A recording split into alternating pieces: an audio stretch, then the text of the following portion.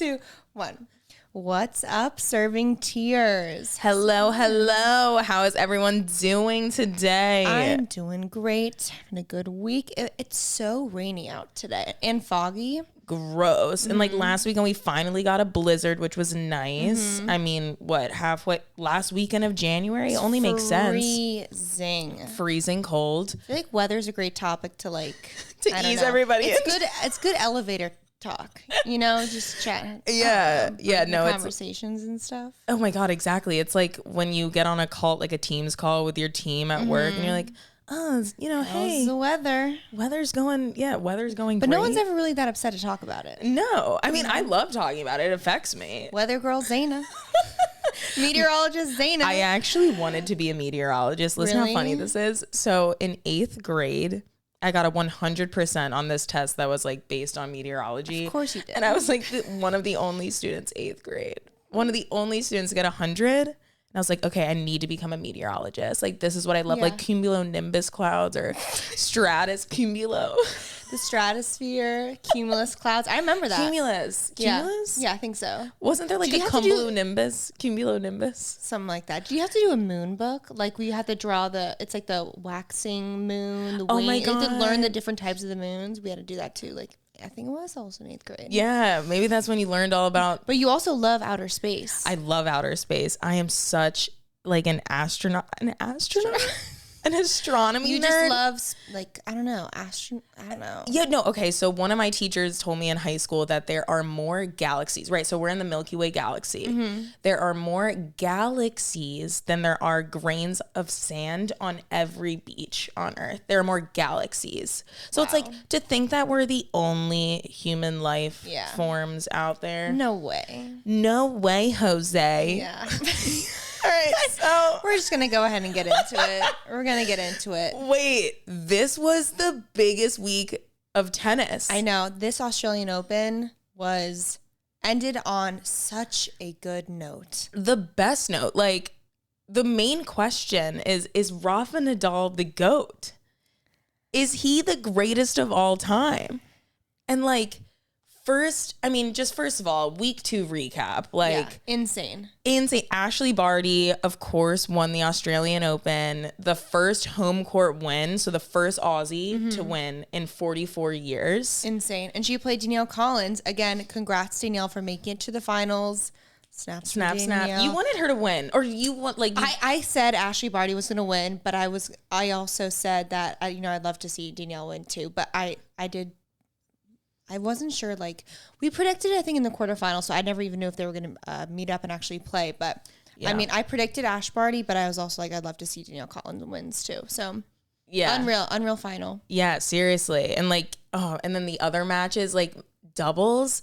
I don't know that I've ever watched this much doubles in my life. Yeah. Like, obviously I preferred singles growing up. Like, I preferred doubles. The whole line was like, I lost in singles, but I won in doubles. Yeah, Fitz. But you would always win in both. No. Yeah. So Kyrgios and Kokkinakis. Well, first of all, it was an all Aussie final. I feel like I'm on ESPN right now. I'm like, it was an all Aussie final. So that was just hilarious. And I know we said this last episode, just watching that doubles match, we were like, it feels like we're watching a football game. Like, just the amount of cheering. And also, it wasn't full capacity either. Imagine how loud it would be if it was full capacity, especially at the main stadium. Wow. I mean, we had to turn down our volume on the TV to watch it. Yeah. It was crazy, but it's so exciting. I mean, I personally think that doubles can be more exciting to watch than singles just because it's faster. The points are, back and forth really quick. Yeah. So I think it's so good to see the publicity around doubles. For sure. Like, I haven't seen this much publicity with doubles ever until this tournament. And then, of course, so like, congrats to Kokkinakis and Kyrgios. I love Kyrgios. We know this. I mean, let's just talk about the highlights real quick. Watching Nick, I mean, gosh, he would run to the bench. Yeah. Literally sprint to the bench. All and then games. He drank a beer out of one of the fans' cups. I'm like, oh my God. You know what? He's entertaining though. Yeah. I know some Aussies don't really care for him that much, but hey, he puts on a show. Exactly.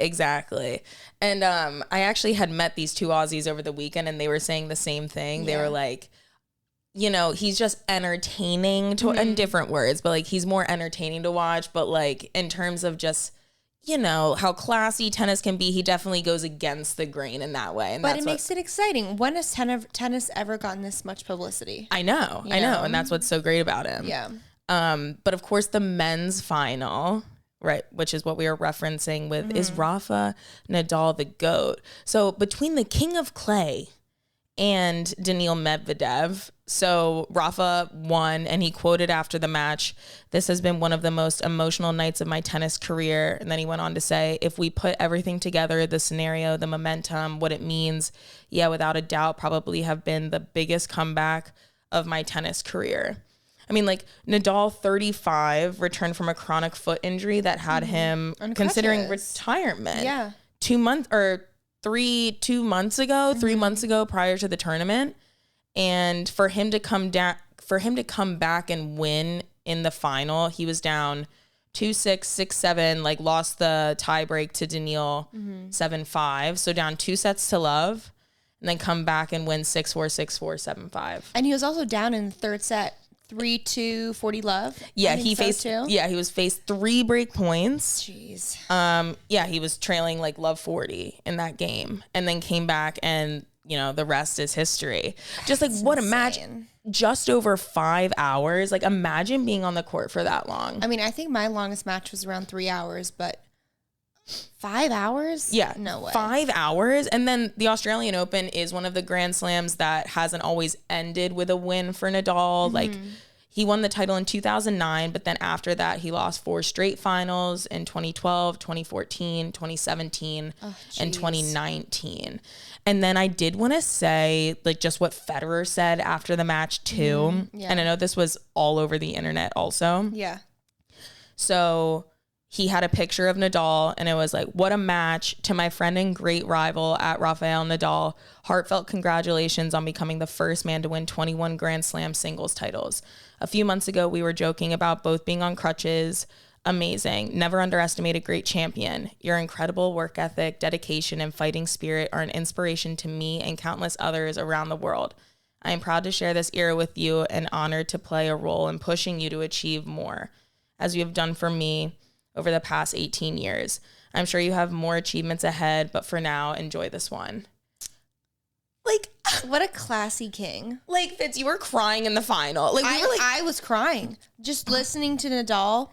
Yeah. Oh my gosh. Seriously. And just watching him celebrate and watching the slow-mo videos of the crowd all standing up once he put the volley away to win. I mean, it was just something out of a movie. It's so cool. It was so great because you could even tell when Rafa won that point, like, he was just in pure shock. Yeah. I mean, and also Medvedev is such a good player, and he's done so well recently. So it's not like this was easy by any means. I mean, clearly he was up 2 sets to love and up 3-2 40 love. So yeah, crazy. So cool. Yeah. So again, I keep saying this, but right, the question becomes: is Rafa the GOAT, greatest of all time? And Nadal, just like Djokovic, has now won all 4 Grand Slams at least twice. But the Grand Slam, so I want to ask you: do you think Rafa is the GOAT? Gosh, I mean, it's okay. I know, really gotta think about this. Yeah. One. Is Rafa the guy? I mean, I don't know. I mean, it's so tough. Yeah.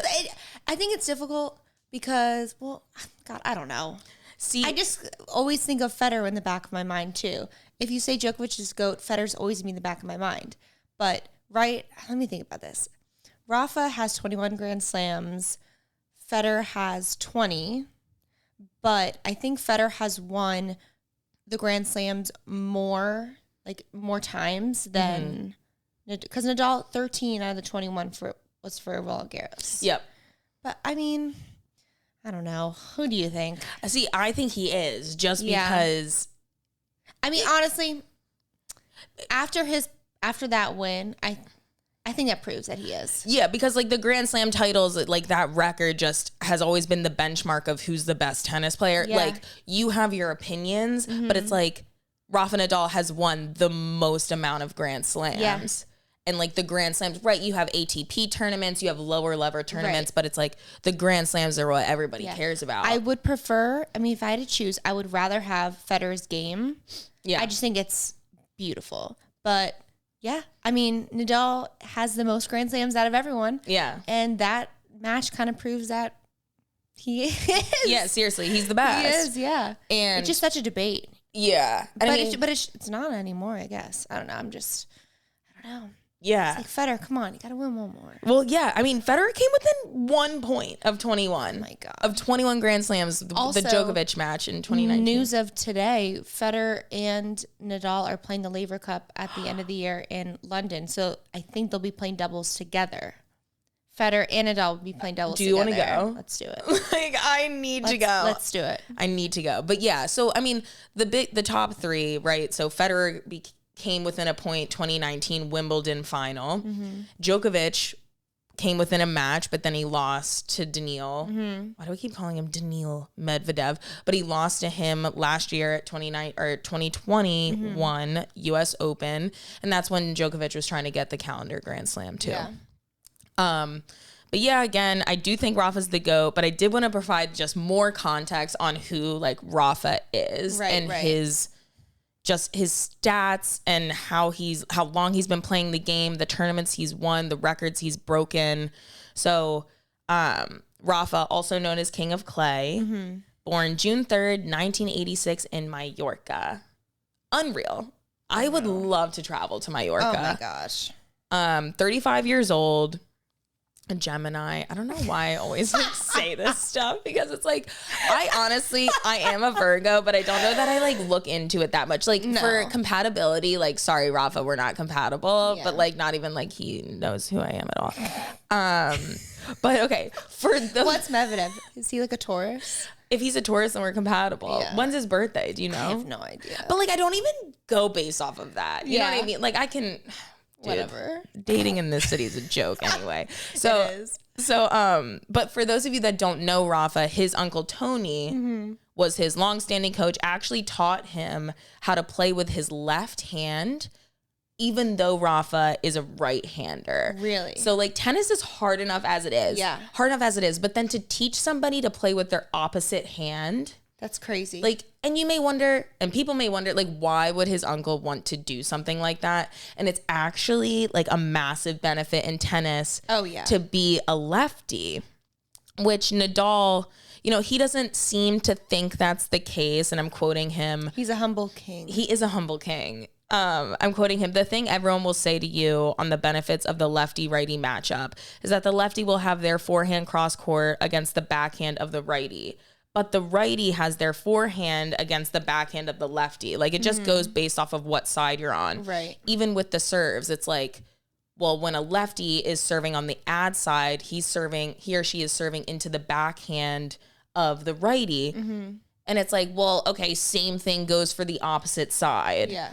But where I think like the lefties have advantages, and we've talked about this, like we were both talking about doubles, like what side is harder to play, like deuce or ad? Ad, because the points mean more. Exactly. So the ad side, it's kind of a deuce point, it's even. Yeah. But if it's ad side, you know, if you miss a return, then that's a game. And 15-30 is a huge part of a game. And yeah, no, like the bigger points are always played on the ad side. So it's like I would always think that the better player has to play on the ad side. Yeah. So like the lefty has such a big advantage going into the backhand of the other player. Not to say that people's backhands can't be better than their forehands, but you just don't have the reach. Yeah. You know, it's just like more difficult sometimes.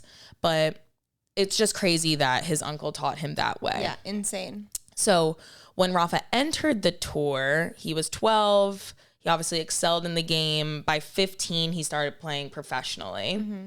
And I wanted to give like just more stats, his titles, and this is like a long list, so bear with me. I'm not going to say everything, but in 2002, he participated in his first ATP match. Nadal achieved the feat of becoming the 9th tennis player to win an ATP match before the age of 16. In 2004, he participated in the Davis Cup, defeating Andy Roddick in the final to bring home the trophy. On the clay court, he was victorious in 24 consecutive games, breaking Andre Agassi's record for maximum consecutive wins. In 2005, he went on to become the youngest player since Boris Becker to qualify for the third round of the Miami Masters Championship. So he's like 18 at that point. I just go back to, I can't imagine being that good. Yeah, exactly. Yeah. And in the same year, 2005, he beat Mariano Puerta in the 2005 French Open finals. So this was the first of 13 French Open finals that he won. So French Open, obviously another Grand Slam, the next Grand Slam that's coming up. And then at the end of 2005, he reached 3 in the world. Wow. So again, he's 18. In 2006, he played Federer in the French Open. He won again. I mean, I'm trying to just look, like, he has such an incredible record. And then in 2008 was when Nadal played Federer in Wimbledon in the final there. And this match, like, Ziad to this day still watches this match. Wow. 9-7 in the fifth. Right, and Nadal won that. Wow. And that's when, like, Federer's at the top of his game. Nadal was more of, like, the clay court guy. Like, this was a huge win for him. It was also an upset because it's on grass, which Federer loves. Exactly. And then in 2009, he became the first Spaniard to win the Australian Open. So that was the last Australian Open that he had won before this year. 2010, he won the U.S. Open, achieving the career Grand Slam. So meaning, like, that's when you win each of the Grand Slams, not the calendar year Grand Slam, when you win them all in the same year. Right. Just incredible stuff, which brings us obviously to this year where he won his 21st Grand Slam at the Australian Open after coming back from injury. It just makes it that much bigger of a win to him and so much more important to him. And that's what he was alluding to. Yeah. But yeah, I mean, just Rafa Nadal, definitely the GOAT. Yeah. I think so. I mean, it's just so cool. Yeah, it really is. Oh, so cool. It's so cool to see. And, like, I'm so happy that we are, like, alive during this time and being able to watch all of these 3 amazing tennis players be able to play at the top of their game all at the same time. Like, how lucky are we? Oh my gosh. So lucky. So it's just incredible. Yeah. But to switch gears a little bit, so obviously wanted to touch on the GOAT, that is Rafa, but I also wanted to talk about the GOAT that is our co-host, Jackie Fitz Randolph. So I want to switch gears a little bit. I know we talk a lot about tennis on here, tennis players, tennis tournaments, but I feel like you guys don't know a lot about us. So in this week's segment, I'm going to interview Fitzy, or Fitzy Pass, like my mom likes to call her. And yeah, I feel like I'm like Alex Cooper right now. So I'm really excited about this. All right. So Fitz. Yes. Tell me about where you grew up. Grew up in Tampa, Florida.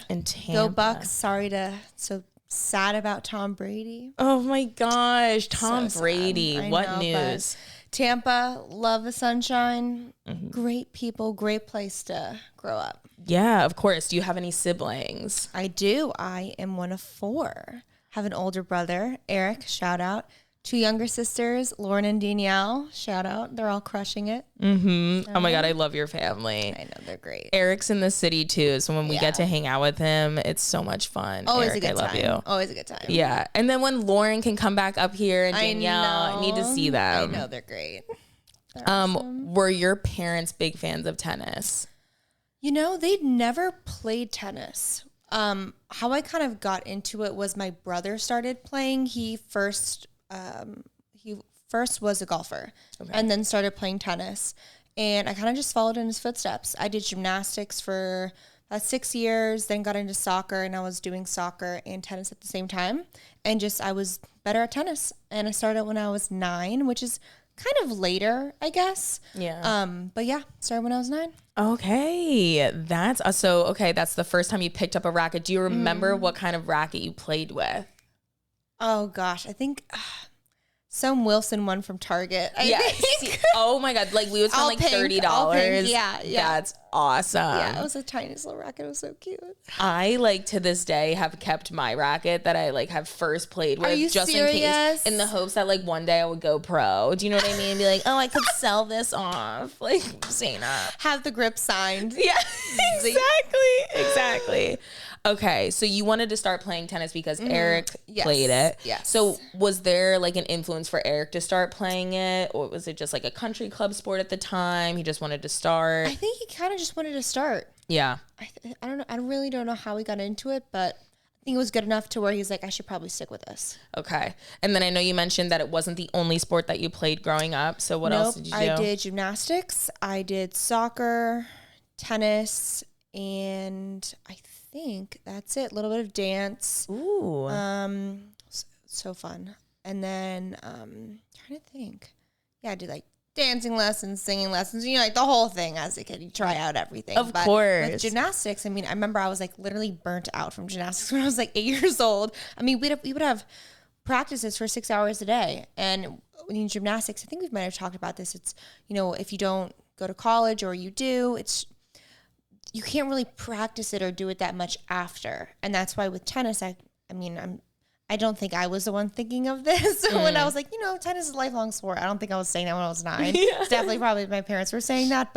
And also just opportunities for scholarships for women in tennis in college. There's 8 scholarships per team. There's not 8 every year because it depends upon how many seniors are graduating. But I just think there's more opportunity for it. Really started liking it.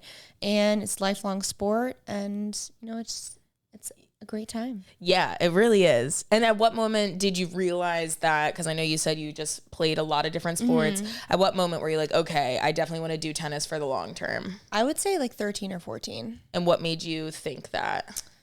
Like you, I wanted to be pro. Yeah. I think when I was like 15, I wanted to be. Yeah. I just thought it was the coolest thing ever, but it's so difficult too. But I mean, hey, I've got a scholarship for 4 years for school, which is awesome. But yeah, I'd say around that age. Yeah. That's, scholarship. What a great achievement. I know. Seriously. It's very, very blessed. Yeah. Student debt it's crazy. Yeah. So. Just hearing about the debt that some students have as they're leaving, even like people trying to go to med school, even it just sucks because I've seen things where it's like, okay, you go into like $200,000 of debt, but then the first job you get out of college, you'll be lucky if it's like $60,000 a year. Yeah. Like, how are we supposed to pay that back? Yeah. Like, you're never going to. No. So it's an endless cycle. Seriously. So it's nice, obviously, that tennis was able to give you your education. It did. Favorite memory of tennis growing up? Favorite memory. Oh, let me think about this one. Honestly, I would say getting the call on a Friday from coach saying that I got the scholarship because I ended up playing that tournament and played. So I got the call on Friday, and then the first day of the tournament was Saturday. And I remember just this huge sigh of relief. And I played really well in the tournament where, the more nervous you are, you're not going to play as well. And I don't know, it's just like really relaxed. So I would say getting that call was, I wasn't playing tennis because I don't know. But I'd say my favorite tennis memory would be getting the call, I would say. Yeah. But favorite like match though, I don't know, probably my first time I clinched in college. I think it was against Army or Rutgers. Okay. It was a 3-all. It was the last match.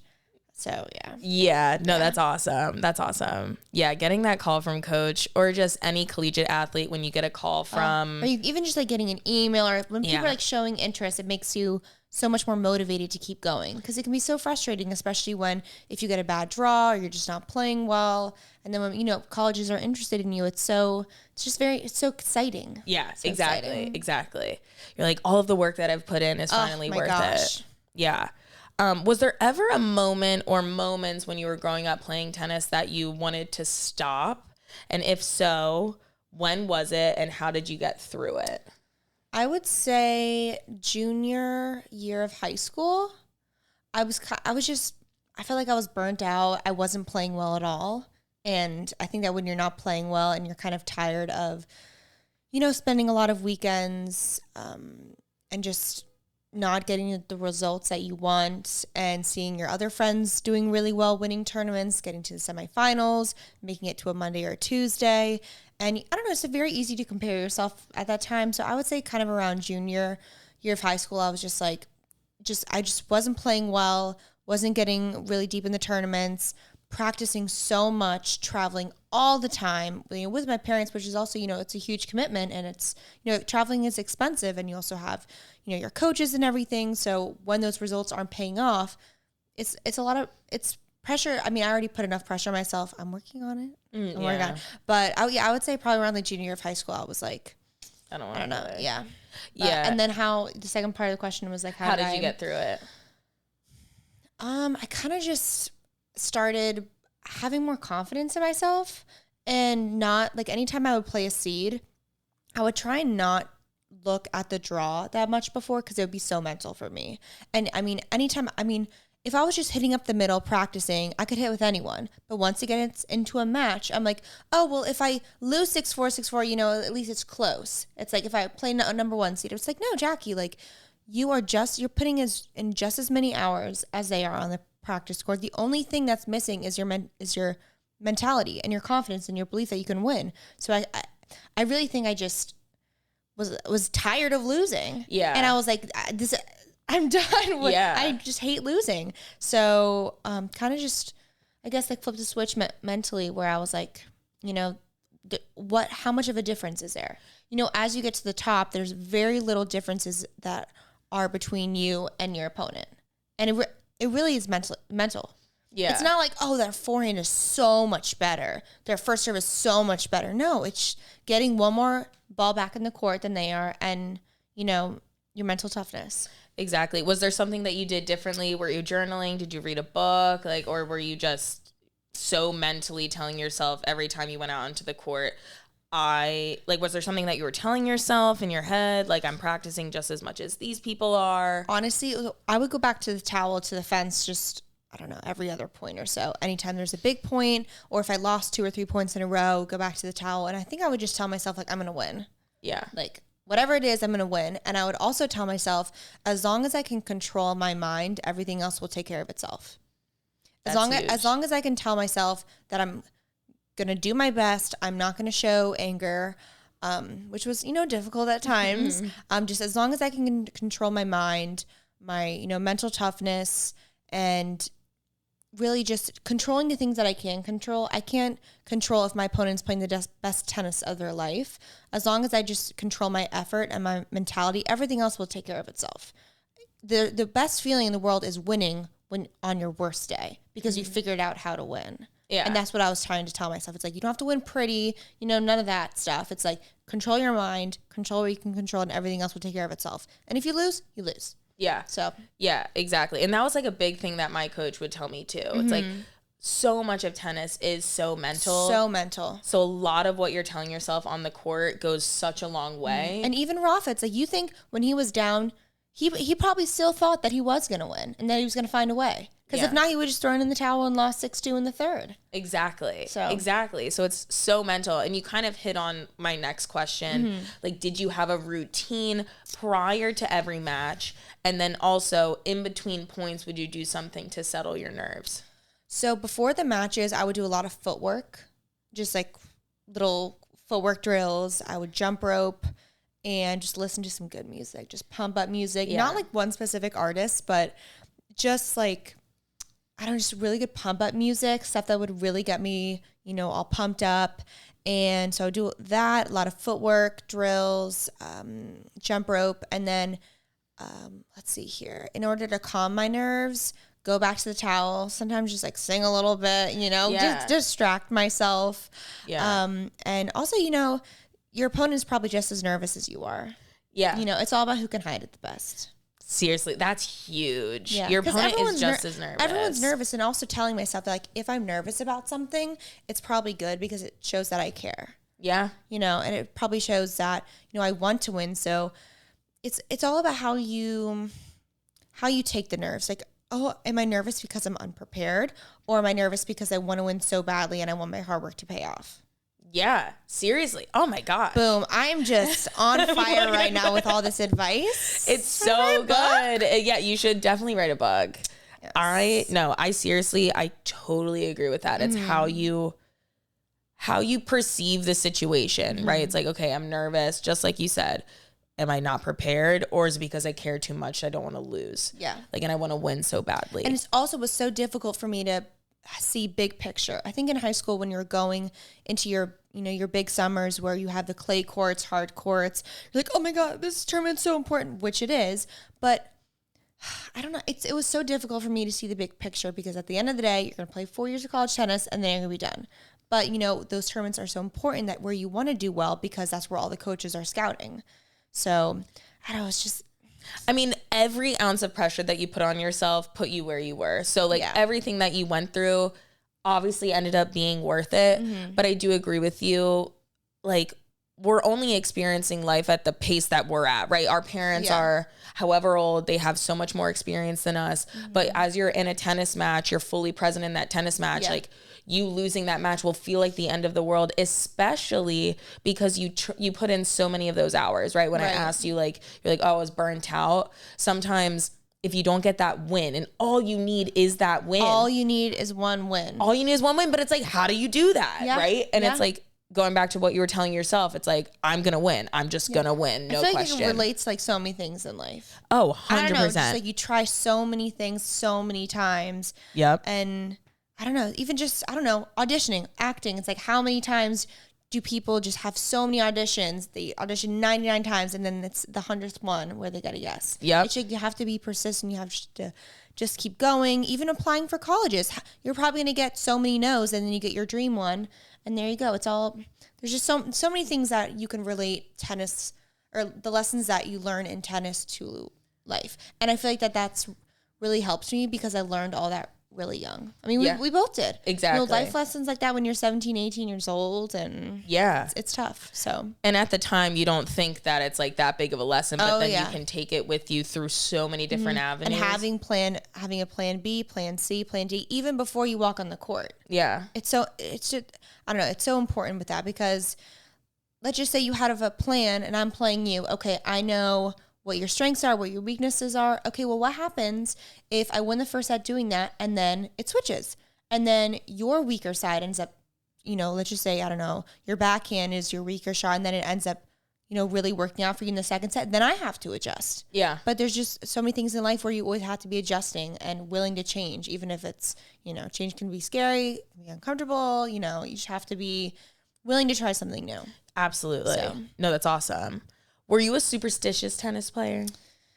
Sometimes. Sometimes if I would win a point, I would have to use the same ball to play the next point. Okay. And then, I mean, I would always have, like, go back to the towel just to recoup. Not like a certain amount of times during the match, but trying to think here. I would say, playing with the same ball.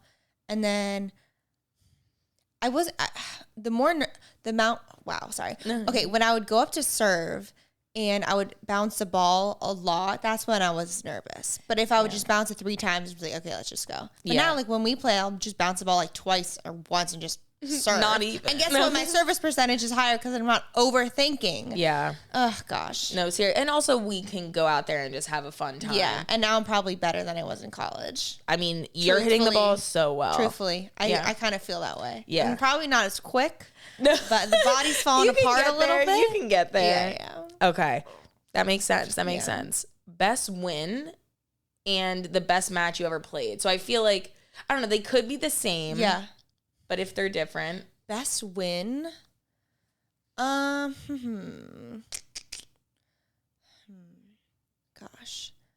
I would say, okay, I'll say 2.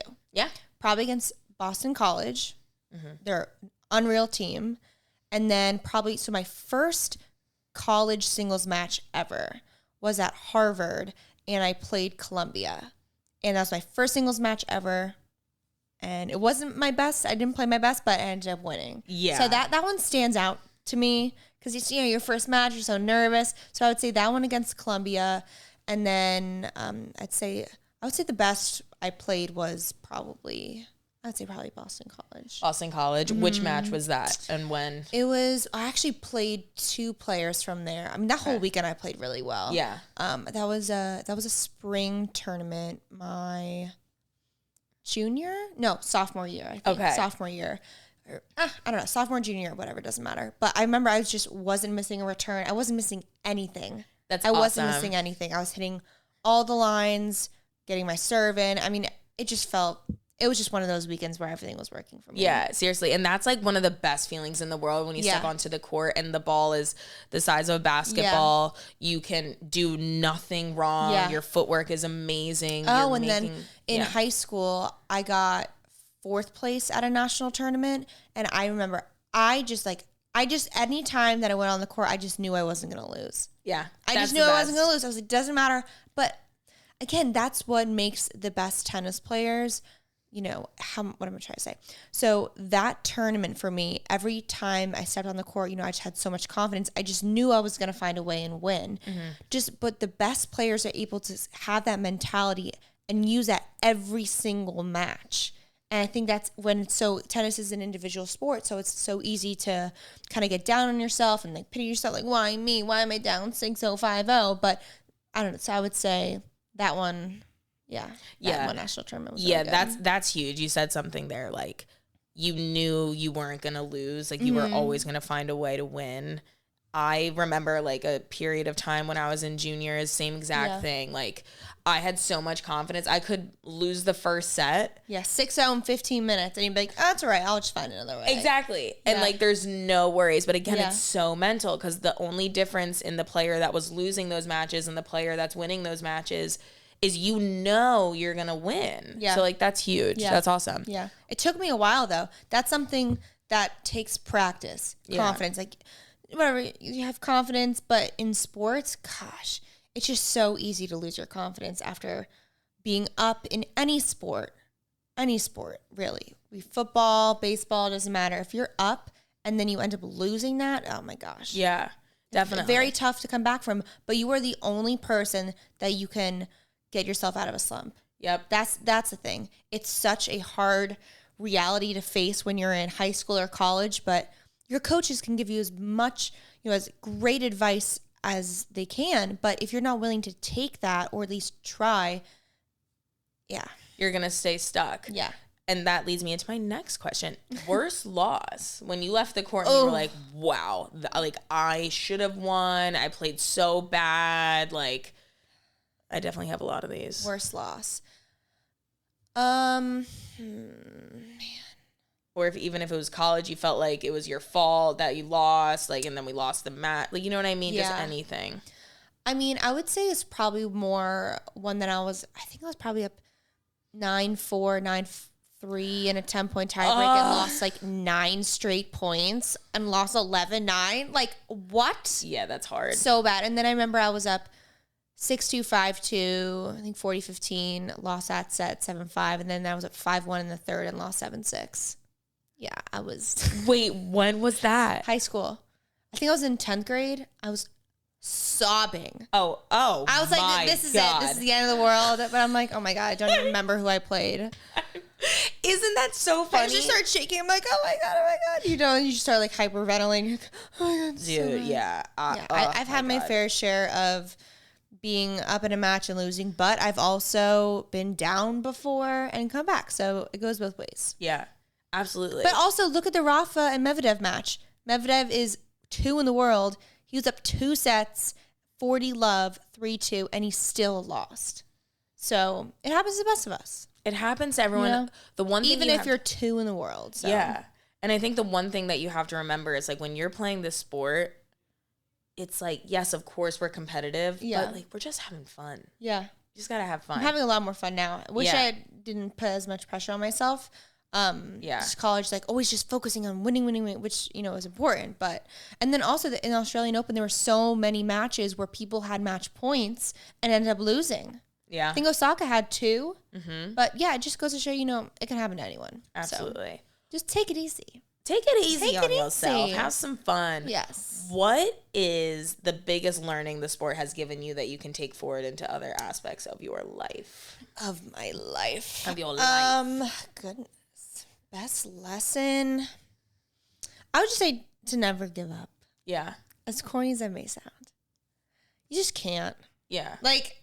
No, definitely. I mean, no matter how, what's a phrase? It's like the match isn't over until the last point is played. Yeah. Anything can happen. You just have to control your mind and anything can happen. Yeah. Literally anything can happen. You could be down a match point and you could be down 6-0, 5-0, 40-30 and your opponent, you're like, oh, I'm about to lose. And I don't know. Something crazy could happen. You might win that point and your opponent could just freeze. You never know how they're feeling. So I would say, just never give up. Yeah. And honestly, I think in tennis especially, my coach would say, it's the only sport that doesn't have a clock.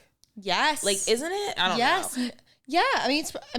There might be other sports without one, but it can go on forever. It's like the Isner match, 70-68. I know a lot of Grand Slams now have shortened that down to a 5th set tie break. Yeah. But, you just can't. Look at Rafa. Persevered. He never gave up. And look what happened. Now 21 Grand Slams. And exactly. No, that's a good lesson. Yeah. I love these questions. Do you? Okay, good. You're answering them so well. Thanks, Thank lady. you. So I know this is far off, and no one has kids yet. No. But would you put your kids through tennis if you chose to have kids? If they wanted to, yeah. Okay. I would say. They get tennis. Yeah, I would say. Yeah. But also, if they don't want to play sports, they don't have to. Yeah. I'll just let them do kind of whatever they want. Yeah. But hey, if they do, they know they have a great coach. Could you sit there and watch your kids play? See, that's the thing. I would. It's all about, am I willing to put in all those hours watching? No. Yeah. No, seriously. I think it'd be so cool to watch them go from juniors to college and watch them grow. So. Yeah, absolutely. Whatever they want to do. I hear that. That's a good mom. That's a good mom. Doesn't matter. So fun questions now. So fun questions. A little bit more personal. Ooh. I'm ready. No, I'm kidding. No. Okay. So best memory of living in NYC. Go. You have 5 seconds. Oh gosh.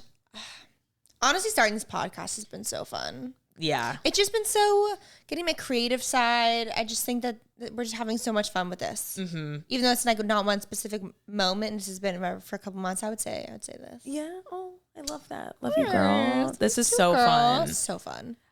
Favorite clothing brands and favorite places to shop. Now, it doesn't have to be the same place. Favorite clothing brands and then favorite place to shop. And what I mean by that, it's do you like getting your jeans from somewhere and your tops from somewhere else? Madewell has great jeans. Okay. Love that. Mm-hmm. I know you've been all about the good American jeans recently. I know. Yeah. Let's see here. A Goldie jeans. Okay. Those are good.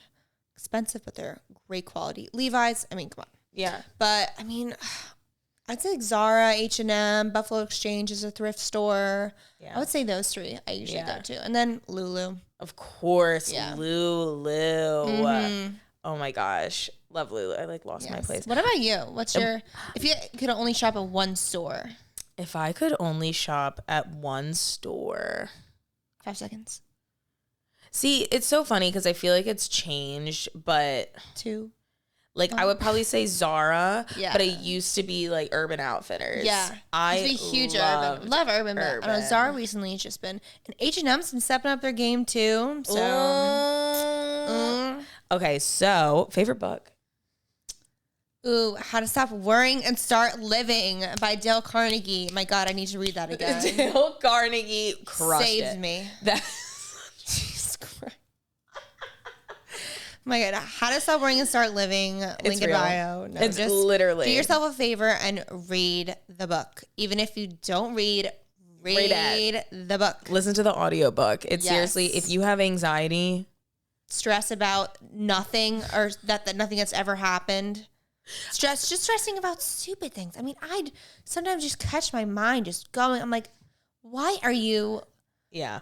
No, it's tough. Chill, But so many people go through that. You're not alone. Yeah. You're not alone. And then also working on meditating recently. Ooh. YouTube has great yoga meditating videos for 5 minutes, 10 minutes. Yeah. It's been great. It's just so easy to I don't know, just like not take time for yourself to chill, relax. You like very, very, you just need that. So that's what I'm learning about myself. Yeah, especially in this city too. And I feel like in any city, but I feel like New York City is just very fast paced. Go, go, go. Which is great. But sometimes, you just need to take a step back and be like, whoa. Yeah, you just need it. Just 10 minutes to yourself. Yes. Okay, if you could only use 3 makeup products from here on out, what would they be? So hard. I know, the makeup queen. Okay, I know, I love my makeup. I would say concealer. Okay. I would say mascara. Mascara. Do you have particular brands that you like? Okay, yeah. I've recently been using the It Cosmetics mascara. I got it for Christmas. It's great. Okay. But also L'Oreal Lash Paradise is unreal too. Mm-hmm. And then concealer, I've just been using the Maybelline Fit Me concealer. I think Shade Light. And then I'm trying to think like either lipstick maybe. Yeah. I was like, blush. Yeah. Or blush. I don't know. NARS blush is so good. I feel like I see so many like influencers use NARS. Oh my gosh. Or like just famous people in general. Yeah, no, that's really good. So I would say concealer, mascara. You gotta pick one, lipstick or blush. Oh. I'm going to say lipstick because I think that it completes the look. It does. It puts it all together. Ew. Yes. Okay. Puts it all together. Yeah, it really does. It really does. Your favorite music genre? Oh, gosh. Or like, I love reggaeton. Yeah. Reggaeton lento? I do. also love hip hop. Yeah. But I go on these tangents again. Jackie, oh my God, one. Just one. I love when Jackie. I hate, like, it feels weird when I call you Jackie. Yeah. But it's like, I love when you refer to yourself in the third person. It's powerful. Like, Jackie, stop. Jackie, stop it. Okay, you asked for one, so I'm going to give you one. Yeah, your favorite. Let's do reggaeton. Mm-hmm. So, like, when you're at the gym and you're running on the treadmill and you're doing your deadlifts and you're doing your RDLs, what are you listening to? I have the most random, it's not even a playlist. So on Spotify, you have your on repeat playlist. So your top 30 or 50 songs that you've been listening to all the time. I literally have everything from The Weeknd, from Bad Bunny, J Balvin, Drake, Marina, from Marina and the Diamonds, shout out Marina, Lady Gaga, Dua Lipa, Glass Animals, Doja Cat. I have like a random Disney song in there, like Part of Your World. Wait, I just saw to be part of your world. Saw someone sing on TikTok. I was like, it's just such a good song. Oh, fire! And like a whole new world. A whole new world. And then also some like classical stuff. Girl, you got it. Okay, so that's what I'm saying. I can't give you one answer. Like I listen to some composers too with violins who do the intense like Batman songs. Oh, like the soundtrack to those. Oh my God, soundtrack to Tenet. Yes, gotta listen to that. I'm telling you, listening to a soundtrack for any intense action movie. Listening to that on the treadmill. Oh my gosh, on the treadmill, you will literally run faster than you ever have, especially when you get the violins going in there. It's like all intense. It's just so funny because I'm like, you probably just think I'm listening to, I don't know. Wait, I don't even know what Dua Lipa, and I'm just. Like, there is a TikTok that is literally like what people think I'm listening to, and it's like rap or whatever. And it's like what I'm actually listening to. It's like violins. Yeah, violins. Just like intense. I don't know what it is. It's just. Like movie and TV show soundtracks, I just love. Yeah. So intense. Makes you just want to, I don't know. Run now. Run, yes. No, running kills me. Biggest pet peeves. Oh, gosh. Biggest pet peeve. And there could be multiple. No, I got to just stick with one. No. But I asked biz pet peeves. If you do have a top one that's like ultimately. I would say people chewing with their mouths open. Gross. I think. Yeah, I don't know. No, that's tough. That's tough. Yeah. Any others? Let's see here. That's honestly the one that just comes to mind. Yeah.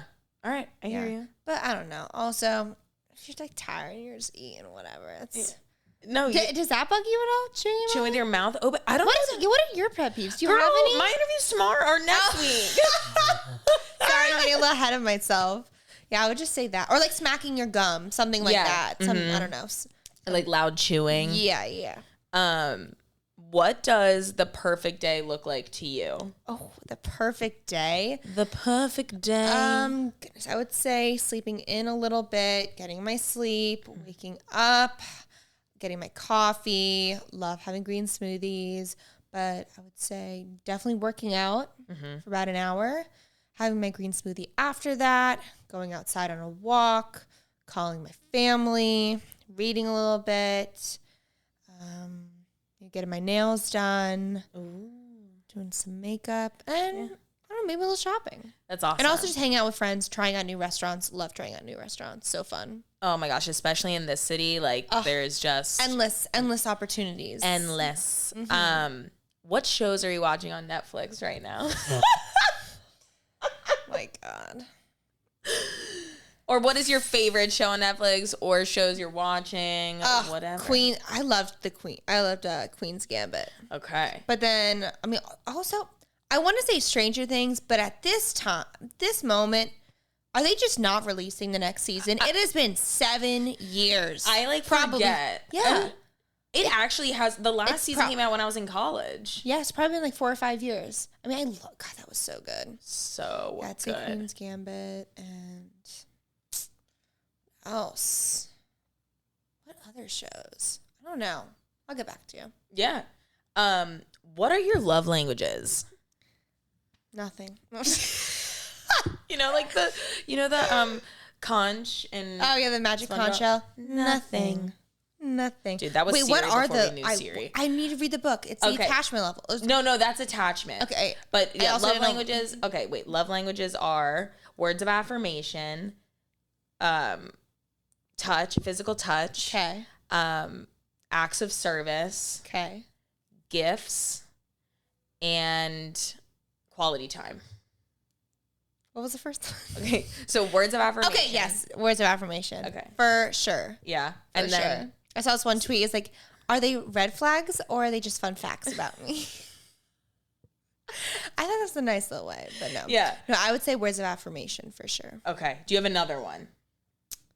I feel like people typically have like 2. I'm getting overwhelmed. Okay, no, you don't. No, just to do one. All right. So biggest celebrity crush.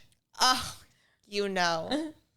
Sebastian Stan. Sebastian Stan. But I always feel like that once you admit it, it's just like, I mean, it's never going to happen. But I mean, I did pass him walking in So and I almost fainted. Oh my God, tell me But now about now that he, I mean, let's just say he ever listens to this, he'll just be like, oh, I know this girl is obsessed with me. No, you're just an attractive looking guy. Yeah, it's a crush. Also like Chris Evans too. The whole Marvel cast really is just Chris Evans. Chris Evans, Sebastian Stan. I'd say those 2 guys. Okay. Last question. This has been an amazing interview, first of all. With a great person interviewing. Oh, girl. A great interviewer. Thank you. If you could have anyone on this podcast, who would it be? It doesn't have to be a tennis player, just anyone that you would want to interview. Well, my mind's immediately going to a tennis player just because it's about tennis. Can I do, let's see here. No, it's just whoever you want. If you could have any dream guest. I gotta say Roger Federer. Roger Federer. I also think it'd be fun though to interview like Lady Gaga or someone. Yeah. Someone in that industry or something. Yeah. So I'm gonna say Roger Federer. Amazing. Well, there you have it. Our co-host Jackie Fitz Randolph. Long name. But it's amazing. Yes. Like Jackie Fitz Randolph. Like that, JFR. like gold spoons. Like that just sounds amazing. Oh, thank you. Yeah. JFR. A lot of people call me JFR. JFR. Yeah. I like my name. I think it's cool. You have a great name too. Zaina Zach. Thanks, girl. But anyways, thank you everyone so much for tuning in. Next week we'll have another episode and I will be interviewing Miss Zaina. Have a great weekend. Alrighty, bye. Bye.